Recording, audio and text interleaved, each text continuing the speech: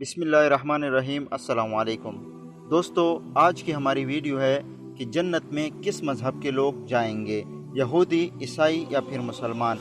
दोस्तों, वीडियो शुरू करने से पहले आपसे छोटी सी गुजारिश है, अगर आपने चैनल सब्सक्राइब नहीं किया तो आप सब्सक्राइब कीजिए और बेल बटन को ज़रूर दबाइए।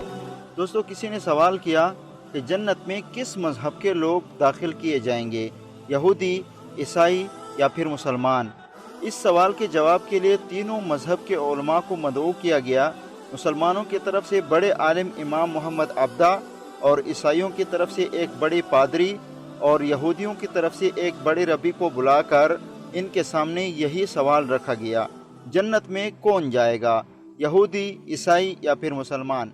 मुसलमानों की तरफ से इमाम मोहम्मद अब्दा ने खड़े होकर ऐसा मुदल्लिल जवाब दिया कि महफिल में बैठे तमाम नाकिदीन के साथ ईसाई पादरी और यहूदी रबी अपना सा मुंह लेकर रह गए और बगैर कोई जवाब दिए खामोशी से उठकर चले गए। आपका जवाब मुख्तसर, जामे माकूलियत से भरपूर अदब व एहतराम के साथ रवादारी की उम्दा मिसाल और हिकमत व दानाई का मरका था। इनके जवाब ने सारे मुसलमानों के होंठों पर मुस्कुराहट बिखेर दी और ये बाब हमेशा के लिए बंद हो गया। आपने फरमाया, अगर यहूदी जन्नत में जाते हैं तो हम भी इनके साथ जन्नत में जाएंगे, क्योंकि हम इनके नबी हज़रत मूसा अलैहिस्सलाम पर ईमान रखते हैं और इन्हें अल्लाह तबारक व तआला की जानिब से अपने बंदों पर नबी मबऊस किया।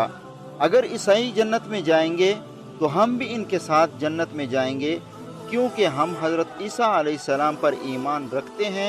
अल्लाह ताला ने इन्हें अपनी मखलूक की रहबरी और हिदायत के लिए नबी मबऊस किया था।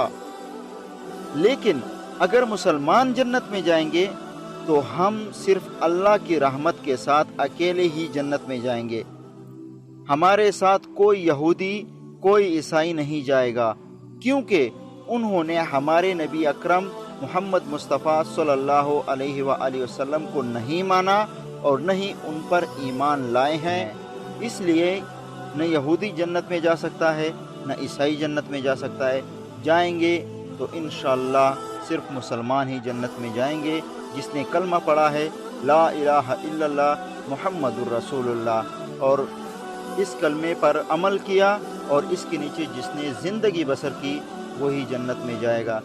अल्लाह ताला से दुआ है, या अल्लाह, जो गुज़र चुके हैं उन्हें जन्नत में आला मकाम अता फरमा और हम सब मुसलमानों के गुनाहों को बख्श दे। आमीन सुम्मा आमीन या रब्बल आलमीन।